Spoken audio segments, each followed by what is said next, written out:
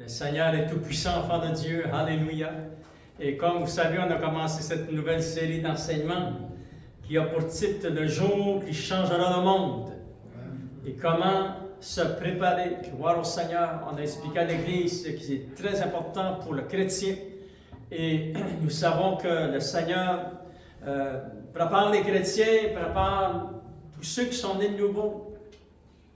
Nous devons toujours marcher avec deux visions dans la vie chrétienne. La première vision, que Jésus revient bientôt. Et la deuxième vision, c'est de bâtir dans la vie. Bâtir la famille, bâtir notre carrière, avancer, pas avoir peur, Dieu est avec nous, gloire au Seigneur. Fait qu'il faut toujours vivre avec ces deux visions, et ça, c'est faisable, parce que moi, je l'ai fait, ça fait 40 ans que je le fais, et puis c'est biblique, et c'est ça que le Seigneur nous demande de faire, enfant de Dieu. Fait que vraiment, on est bénis, alléluia, et on va, dans cette série d'enseignements qu'on a commencé, enfant de Dieu, le jour qui changera le monde, et on a vu, premièrement, dans la première prédication, comment et des jours historiques qui ont changé le monde. On a vu trois événements historiques qui se sont déroulés. Le premier jour, c'était le premier événement historique était les jours historiques qui ont changé le monde. Le premier, c'était qui a changé le monde, c'est que Dieu a créé l'homme et la femme à son image. Ça a changé le monde. Parce que il y avait une terre sans homme. Vous pourrez lire ça dans Jérémie.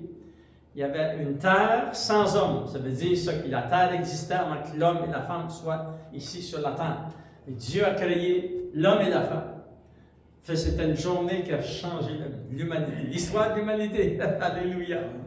Deuxième événement qui a changé le monde, c'est la naissance de Jésus. Alléluia. Nous avons vu comment la naissance de Jésus a eu un impact puissant jusqu'à changer les calendriers des gouvernements et des nations. Parce que vous savez que avant Jésus-Christ, même les calendriers étaient d'une certaine façon, et après, ça a commencé à zéro, et puis jusqu'en 2022. Fait que nous voyons que ça a eu un impact puissant, et même dans le monde, dans le christianisme, dans le monde de l'histoire de l'humanité, Jésus a changé le monde, enfant de Dieu. Troisième événement qui changera le monde, c'est l'enlèvement de l'Église qu'on a parlé pendant cette première prédication, enfant de Dieu, et comment Jésus a été le premier à proclamer qu'il reviendrait chercher ses bien-aimés, et gloire au Seigneur, alléluia. Maintenant, nous allons relire dans Luc chapitre 18, verset 1, il est dit ceci, enfant de Dieu. Nous allons regarder ensemble quand le Fils de l'homme viendra. Le jour qui changera le monde, c'est quand le Fils de l'homme viendra.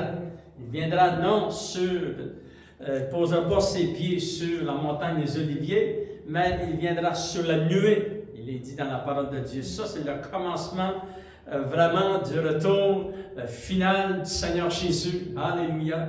Qui se fera en deux phases. Il viendra sur la nuée. Et deuxième phase, il viendra poser ses deux pieds sur la montagne des Oliviers à Jérusalem. Dans Luc chapitre 18, verset 1, il dit « Jésus leur adressa une parabole pour montrer qu'il faut toujours prier, ne point se relâcher. » Et là, il nous a donné la parabole de cette veuve qui venait voir le juge et que finalement le juge lui a donné ce qu'elle voulait.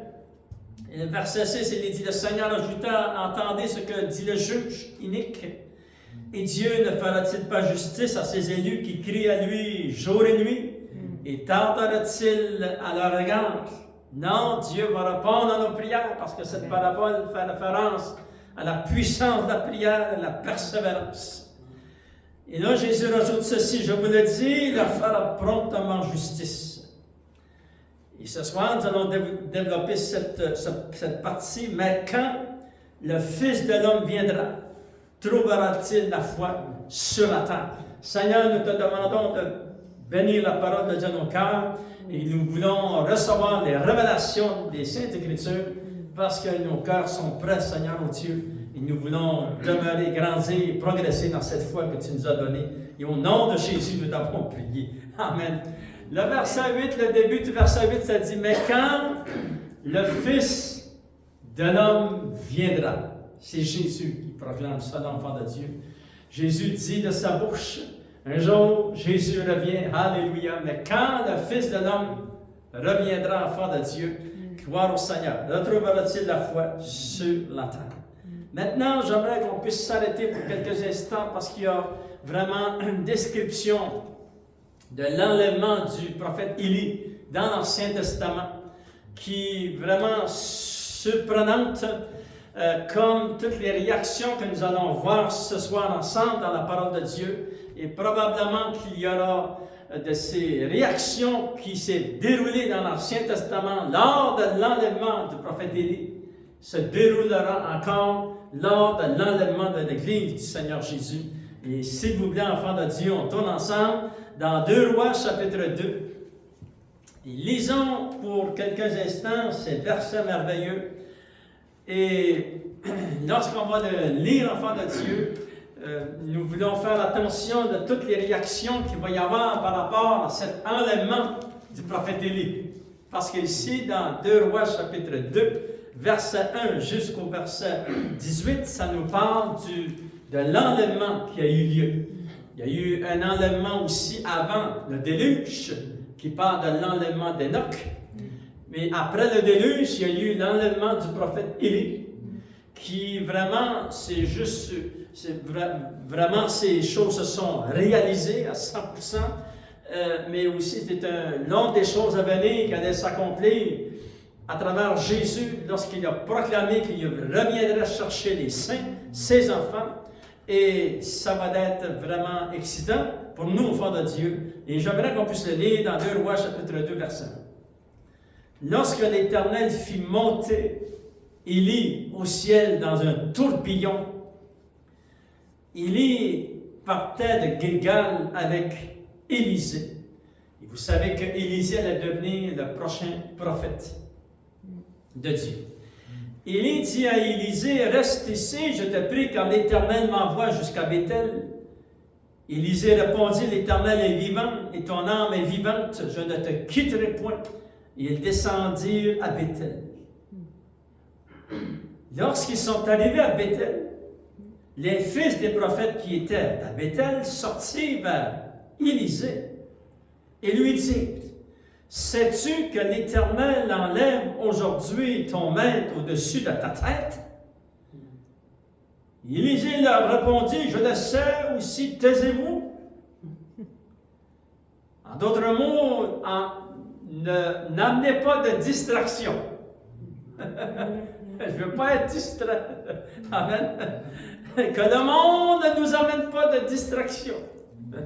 On ne va pas être distrait de l'événement glorieux qui s'en vient pour l'Église de Dieu. Élie lui dit, Élisée, reste ici, je te prie, car l'Éternel m'envoie à Jéricho. Il répondit, l'Éternel est vivant, et ton âme est vivante, je ne te quitterai point. Ils arrivèrent à Jéricho.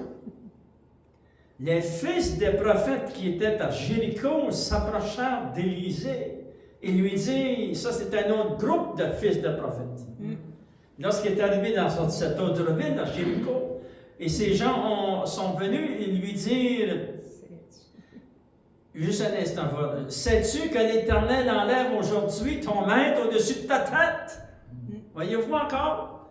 Enlevé. Élie, le prophète, a été enlevé aussi. Alléluia. Et là, Élisée va leur dire, taisez-vous, taisez-vous, au-dessus de ta tête, il répondit, je le sais, taisez-vous. Élie lui dit, reste ici, je te prie, car l'Éternel m'envoie au Jourdain. Il répondit, l'Éternel est vivant et ton âme est vivante, je ne te quitterai point. Et ils poursuivirent tous deux leur chemin. 50, lorsqu'ils sont arrivés, enfants de Dieu au Jourdain, 50 hommes d'entre les fils des prophètes arrivèrent et s'arrêtèrent à distance vis-à-vis. Et eux deux s'arrêtèrent au bord du Jourdain, c'est-à-dire Élie et Élisée s'arrêtèrent sur le bord de la rivière du Jourdain. Alors Élie prit son manteau, le roula et en frappa les eaux. Et les eaux du Jourdain se séparèrent. Ils passèrent tous deux à sec. Lorsqu'ils ont passé à l'autre bord de la rivière du Jourdain, Élie dit à Élisée, demande ce que tu peux que je fasse pour toi, avant que je sois enlevé d'avec toi. Voyez-vous encore une autre fois le mot enlevé. Avant que je sois enlevé d'avec toi, Élisée répondit, qu'il y ait sur moi, je te prie, une double portion de ton esprit. Élie lui dit, tu demandes une chose difficile, mais si tu me vois pendant que je serai enlevé d'avec toi, cela t'arrivera ici, sinon cela n'arrivera pas. Et comme il continuera à marcher en parlant, et voici un champ de feu, et des chevaux de feu les séparèrent l'un de l'autre, et Élie monta au ciel dans un tourbillon. Élisée regardait et criait, mon père, char d'Israël, et sa cavalerie. Il ne le vit plus. Saisissant alors ses vêtements, il les déchira en 2 morceaux, et il releva le manteau qu'Élie avait laissé tomber. Puis il retourna et s'arrêta au bord du Jourdain. Il prit le manteau qu'Élie avait laissé tomber, il en frappa les eaux et dit, où est l'Éternel, le Dieu d'Élie? Lui aussi il frappa les eaux qui se partagèrent çà et là, et Élisée passa. Alléluia! Vous avez remarqué à combien de reprises, enfants de Dieu, nous avons lu le mot « enlever ». Alléluia! C'est merveilleux ce texte, vraiment impressionnant, enfant de Dieu. Élie, ici, enfant de Dieu, il est parti, oui, il a été enlevé, il est parti dans la gloire de Dieu. Sa destinée terrestre et sa destinée céleste a été affermie. Il ne changera pas pour l'éternité. Alléluia! Ça, c'est l'enlèvement qu'il a vécu. Sa destinée ne changera pas pour l'éternité. Elle est affermie pour toujours. Le jour de l'enlèvement de l'Église sera glorieuse et nous entrerons, nous aussi, dans notre destinée éternelle. Alléluia! Parce que cet enlèvement, enfant de Dieu, qui vient bientôt, alléluia, c'est pour les chrétiens, ceux qui sont nés de nouveau et ceux qui marchent avec le Seigneur. Gardez votre doigt dans 2 Rois, parce que nous en avons lu quelques versets dans 1 Corinthiens chapitre 15, verset 51, enfants de Dieu, il dit ceci. Voici, je vous dis un mystère, nous ne mourrons pas tous, mais tous nous serons changés dans un instant, dans un clin d'œil, à la dernière trompette, la trompette sonnera et les morts ressusciteront incorruptibles, et nous serons changés, car il faut que ce corps corruptible revête l'incorruptibilité et que ce corps mortel revête l'immortalité. Alléluia! Gloire au Seigneur, et l'on dit merci Seigneur. Vous savez, c'est merveilleux parce que nous lisons ces versets, parce que ces versets vont s'accomplir à la lettre d'enfant de Dieu. En ce jour, là, plusieurs miracles créatifs prendront place. Premier miracle créatif qui prendra place, tous ces gens qui vivront ce moment de l'enlèvement de l'Église ne mourront pas. Ça dit, je vous dis un mystère, nous ne mourrons pas tous. C'est-à-dire qu'il y a des milliers et des milliers de milliers et des millions. Et si on est 1 milliard de chrétiens sur la terre, lorsque cet événement va arriver, il y a tous ces millions et ces milliers de personnes qui ne mouriront pas. Ils franchiront le seuil, enfant de Dieu, de la porte du ciel sans mourir. Alléluia! Et leur destinée sera, enfant de Dieu, affermie pour toujours et avec le Seigneur. Ça, c'est le premier miracle, c'est-à-dire qu'ils ne mouriront pas. Maintenant, si tu veux aller au ciel, si tu es chrétien, tu meurs physiquement, ton corps est endormi, comme la parole de Dieu le dit, et on dépose notre corps dans une tombe. Mais en cette journée, c'est des milliers et des milliers, des millions de personnes qui ne mouriront pas et qui vont monter à la rencontre du Seigneur dans les cieux. Alléluia! Ça, c'est un miracle extraordinaire. Ça, c'est le premier miracle. Deuxième miracle qui va arriver lors de cet événement, nous serons changés. Premièrement, les morts en Christ. Tous ceux qui nous ont devancés dans la gloire de Dieu. Ça dit qu'ils vont ressusciter premièrement. Alléluia. Ça, c'est un autre miracle. Deuxième miracle, ça dit dans la parole de Dieu, nous serons changés. Ceux qui sont vivants lors de cet événement seront changés ici, sur la terre, dans un instant, dans un clin d'œil. Ils vont vivre 3 miracles extraordinaires. Ils revêteront l'incorruptibilité. Le deuxième, ils revêteront l'immortalité. Et le troisième, ils revêtiront le parfait de Dieu qui se trouve dans 1 Corinthiens chapitre 13, verset 10. Alléluia!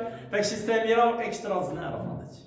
Et c'est un événement glorieux, ce qui conclura le complet de notre corps céleste. Et ce sera pour l'éternité. Alléluia! Plus aucune tentation, plus aucun chagrin, plus aucune peine, plus aucune souffrance, plus aucune douleur, plus aucune maladie. Alléluia! Notre destinée est affermie pour l'éternité. Et ce sera toujours avec le Seigneur. Si nous revenons, enfants de Dieu, au jour de l'enlèvement du prophète Élie, il y a des révélations que j'aimerais vous montrer, enfants de Dieu. Peut-être des choses nouvelles, certainement, qu'on n'a jamais lues dans la parole de Dieu, mais que nous allons regarder pour quelques instants. On retourne dans 2 Rois, chapitre 2, verset 1, il dit ceci. Lorsque l'Éternel fit monter Élie au ciel dans un tourbillon, Élie partait de Gilgal avec Élisée.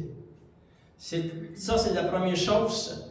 Verset 3, regardez, les fils des prophètes qui étaient à Béthel sortirent vers Élisée et lui dirent, « Sais-tu que l'Éternel enlève aujourd'hui ton maître au-dessus de ta tête? » Ça, c'est une autre chose. Verset 5, ça dit, les fils des prophètes qui étaient à Jéricho s'approchèrent d'Élisée et lui dirent, « Sais-tu que l'Éternel enlève aujourd'hui ton maître au-dessus de ta tête? » Regardez au verset 7, enfant de Dieu, il dit 50 hommes d'entre les fils des prophètes arrivèrent, ils s'arrêtèrent à distance, ils ont parcouru, ils ont descendu aussi au Jourdain pour voir cette journée spéciale lorsque le prophète Élie allait être enlevé dans le ciel. C'est-à-dire, écoutez bien, Élie le prophète savait qu'elle allait être enlevée, la journée qu'elle allait être enlevée. Élisée savait la journée que son maître allait être enlevé. Les fils des prophètes savaient le jour où elle allait être enlevée. D'autres fils des prophètes savaient le jour où elle allait être enlevée. Et même ils ont fait la marche pour descendre jusqu'au Jourdain pour voir. Mais eux, ils ne l'ont pas vu monter dans le ciel. C'est le prophète Élisée qui l'a vu monter dans le ciel. C'est-à-dire, enfant de Dieu, que ces gens, ici, dans ce contexte de la parole de Dieu, savaient le jour parce que Dieu allait venir chercher le prophète Élie, excusez. Fait que vraiment, c'est excitant. Alléluia. Moi, enfant de Dieu, je pense que plus qu'on va approcher du jour de l'enlèvement de l'Église, parce que nous savons que Jésus a dit, on ne sait pas le jour ni l'heure. C'est écrit dans la parole de Dieu. Mais je crois qu'il va y avoir une excitation dans le cœur des chrétiens, le jour où on va sentir vraiment une joie, une excitation que Jésus est proche. Et notre destinée va changer pour l'éternité. Alléluia. On ne sait pas l'heure, on ne sait pas le jour, mais on sait, enfant de Dieu, qu'il y a beaucoup de signes qui nous ont été donnés et qui sont tous devant nous, parmi les nations, parmi les Juifs, parmi l'Église. Tous les signes sont devant nous, enfants de Dieu. Et on va devenir de plus en plus excités parce que le jour s'en vient, le jour se rapproche. Gloire au Seigneur. Alléluia. Voici ce qu'il s'est passé au jour de l'enlèvement d'un seul homme, c'est-à-dire du prophète Élie. Eux, ils savaient. Et d'autres choses s'est passées. Regardons, on va lire verset 15 jusqu'au verset 18. Et on se souvient que lorsque nous avons lu ces versets, ça dit que les fils des prophètes qui étaient à Béthel, les fils des prophètes qui étaient à Jéricho, il y en a 50 qui sont partis, qui ont été jusqu'au Jourdain. Tous ces gens-là savaient que le prophète Élie allait être enlevé dans le ciel. Nous l'avons lu, c'est clair dans la parole de Dieu. On pourrait le lire de toutes sortes de façons. C'est clair, ces gens-là savaient que Élie, le prophète, allait monter dans le ciel. Mais regardons la réaction, malgré que, parce qu'on parle ici des fils des prophètes, c'est des étudiants de la parole de Dieu, c'est des gens qui connaissent Dieu, c'est des gens qui sont habitués à parler des choses de Dieu, et s'ils savaient que la journée de l'enlèvement du prophète de Dieu, parce qu'ils savaient, c'est ce que la parole de Dieu dit, ça veut dire qu'ils n'avaient tous ensemble, ils avaient parlé de cet enlèvement du prophète Élie. Mais j'aimerais qu'on puisse regarder une réaction naturelle et humaine que ces gens-là ont eue par rapport à cet enlèvement que le prophète Élie a vécu. Regardons verset 15.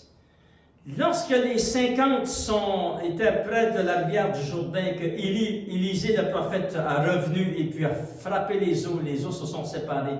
Verset 15, les fils des prophètes qui étaient à Jéricho vis-à-vis l'ayant vu, dirent, l'esprit d'Élie repose sur Élisée. Ils allèrent à sa rencontre, se prosternèrent contre terre devant lui. Et il lui dit, voici, il y a parmi tes serviteurs 50 hommes vaillants.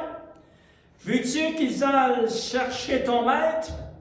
Peut-être que l'Esprit de l'Éternel l'a emporté, l'a jeté sur quelques montagnes ou dans quelques vallées.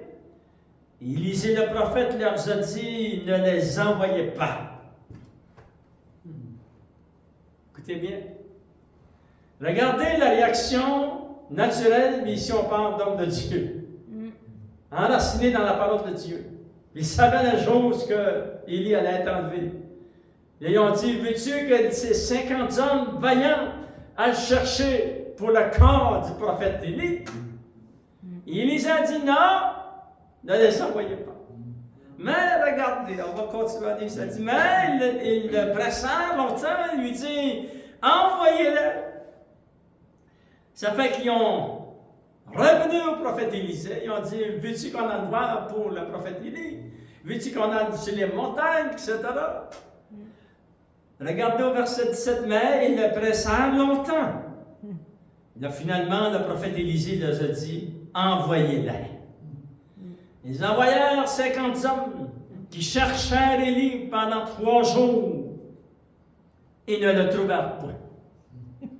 Après les 3 jours de recherche, ça dit, lorsqu'ils furent de retour auprès d'Élisée, qui était à Jéricho, le prophét Élisée est resté là, où il les avait dit, allez-y, allez-y. Ça dit, le prophète Élisée leur a dit ceci, il leur dit, ne vous avais-je pas dit, n'allez pas. Maintenant, écoutez bien ceci. Ceci était la réaction normale de personnes humaines, naturelles, qui aimaient le prophète Élie. Même eux qui croyaient à l'enlèvement du prophète Élie ont envoyé 50 personnes à la recherche du prophète Élie. Ils ont marché pendant 3 jours. Ils se sont équipés, ils ont emmené de la nourriture et de l'eau pour 3 jours. Ils ont fait les hauteurs des montagnes, ils sont allés dans les vallées, dans les courants d'eau, ils sont allés partout, aller où Dieu aurait pu placer le corps du prophète Élie, et ils ne l'ont pas trouvé.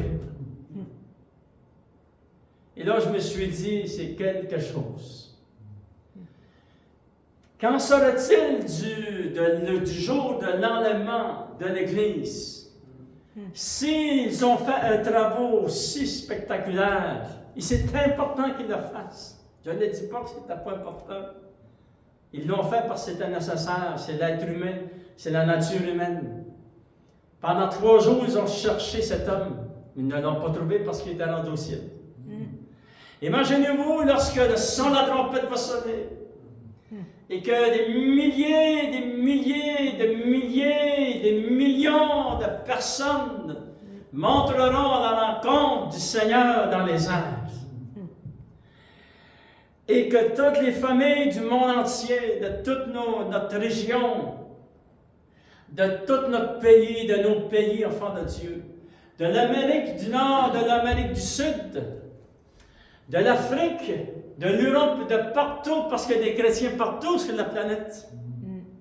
Et toutes les familles du monde entier seront touchées, parce qu'ils chercheront leur bien-aimé. Et c'est important qu'ils le fassent, parce qu'ils chercheront, nous serons montés à la rencontre du Seigneur dans les airs. Alléluia. Mais ici, ce sera le premier jour de la réaction après l'enlèvement de l'Église. Les êtres humains qui chercheront leur bien-aimé, qui chercheront leur conjoint. L'un sera pris, l'autre sera laissé. Et on entend sur les nouvelles une personne qui est portée disparue, on la cherche pour des semaines. Une personne! Et maintenant, ce sera des millions. Ce sera des millions de personnes, et des millions de personnes. Et je me dis, Seigneur, ça va être toute une journée, ça va être toute une semaine, ça va être, imaginez-vous, enfants de Dieu, il y a des gens qui seront cherchés par la police sera là-dedans, les armées, les gens familiales, de la famille seront là-dedans. Tout le monde va chercher quelqu'un quelque part. Et cet événement, moi je crois, enfant de Dieu, va être utilisé pour réveiller la conscience des gens. Que les gens sauront que ça prenait une action naturelle, il n'y a pas un être humain qui peut accomplir ça sur la terre. Ça prenait une action naturelle de Dieu.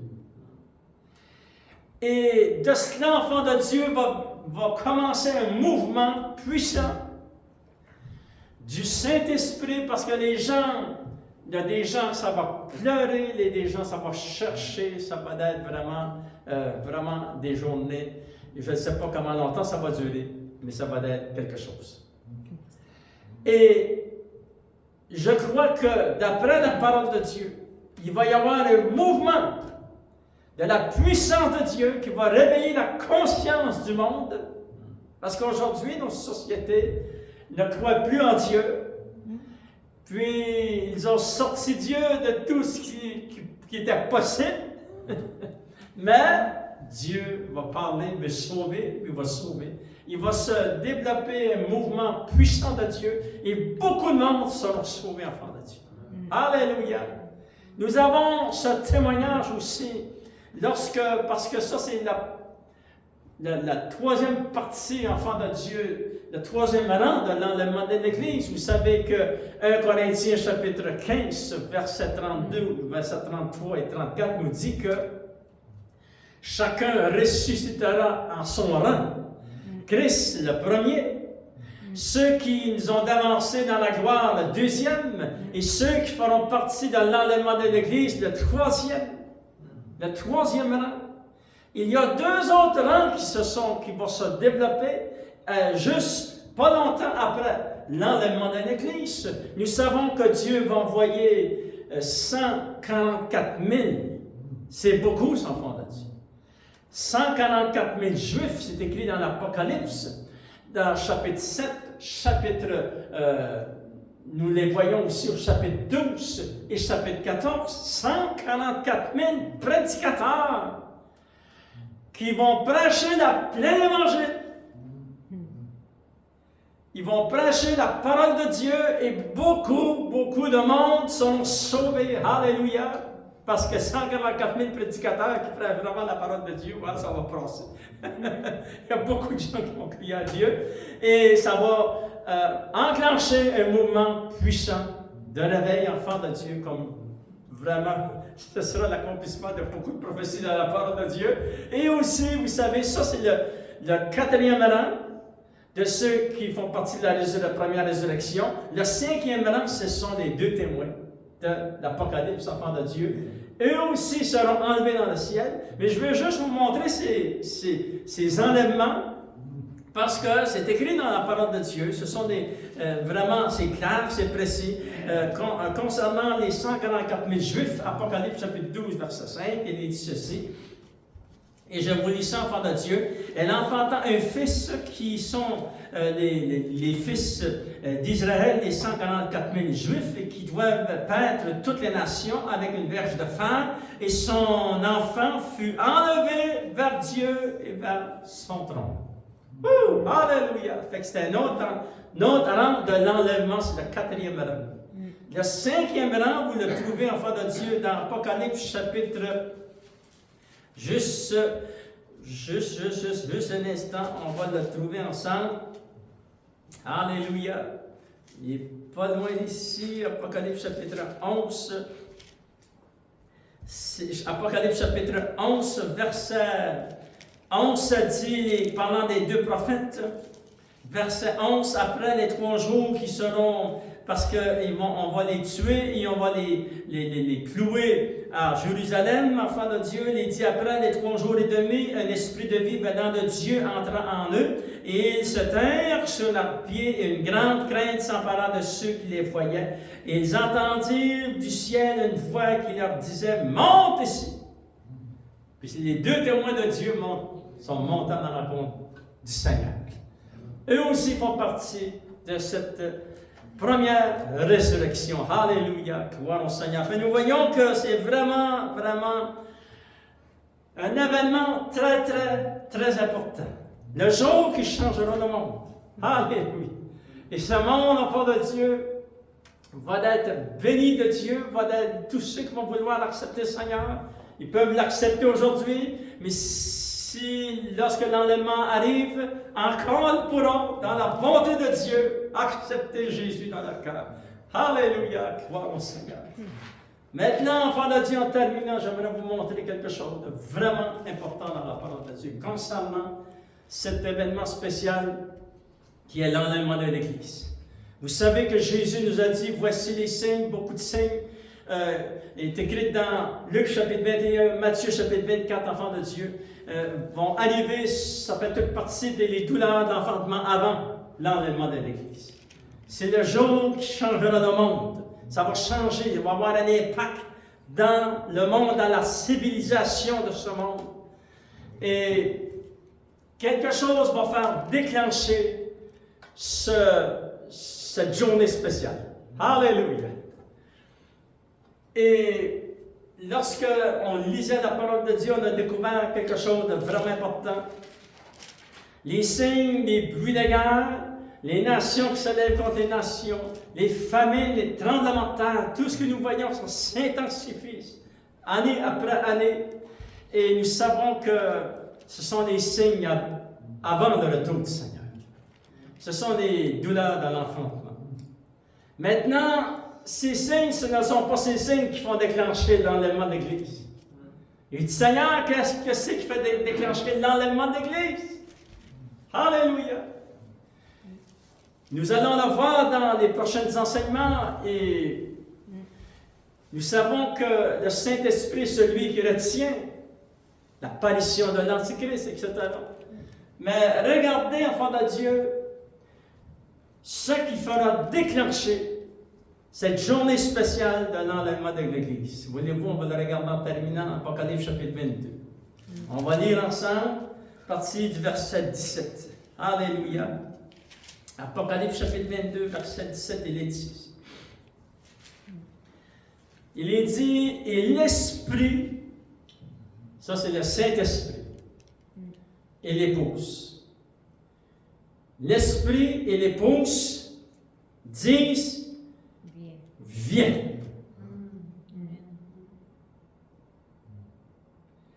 Lorsque le viens va sortir de la bouche du Saint-Esprit,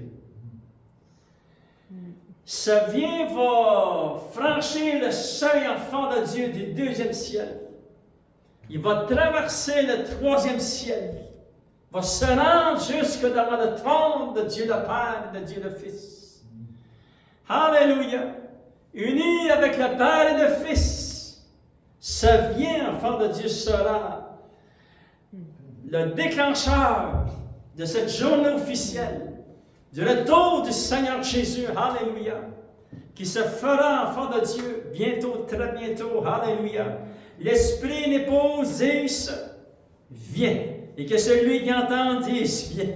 Amen, alléluia. Et que celui qui a soif vienne. Et que celui qui veut prendre de l'eau de la vie gratuitement, gloire au Seigneur. Verset 20, il dit, celui qui atteste ces choses dit, oui, je viens bientôt. Amen. Viens, Seigneur Jésus. Que la grâce du Seigneur Jésus soit avec tous. Que la paix de Dieu soit sur vous, Père de Dieu. Et la bénédiction de l'Éternel Dieu. Alléluia. La parole et le vient de la bouche du Saint-Esprit sera unie avec le Père et le Fils. Sera le déclencheur officiel, enfant de Dieu, le signe ultime que Jésus revient. Gloire au Seigneur, ce sera une journée excitante, glorieuse pour nous, certainement, mais un réveil puissant qui commencera sur cette planète. Alléluia. Lève-nous sur le ensemble, enfant de Dieu. Seigneur, nous venons te remercier. Ce soir, Seigneur, oh Dieu, tu es vivant, tu es glorieux. Et Seigneur, merci, Seigneur, que tu reviens chercher ton Église et qu'on te demande de sauver tous ceux qui veulent t'accepter comme leur sauveur. Qu'ils puissent crier comme nous l'avons fait. Seigneur, deviens mon sauveur et mon Seigneur. Alléluia. Je te donne ma vie, Seigneur, au nom de Jésus. Et Seigneur, tous ceux qui croient en toi, que tu es ressuscité d'entre les morts, seront sauvés dans la parole de Dieu. Oui, Seigneur, merci, Seigneur, pour la parole. Merci, Seigneur, pour les Écritures. Le jour qui changera le monde arrive bientôt, Seigneur. Et nous voulons être prêts et garder notre foi active et garder notre foi dans les Saintes Écritures. Bénis ton peuple et au nom de Jésus, nous t'avons prié. Et tout le peuple de Dieu dit Amen. Gloire au Seigneur. Dieu bénisse, enfants de Dieu. Allez dans la paix et la joie de votre maître. Gloire au Seigneur.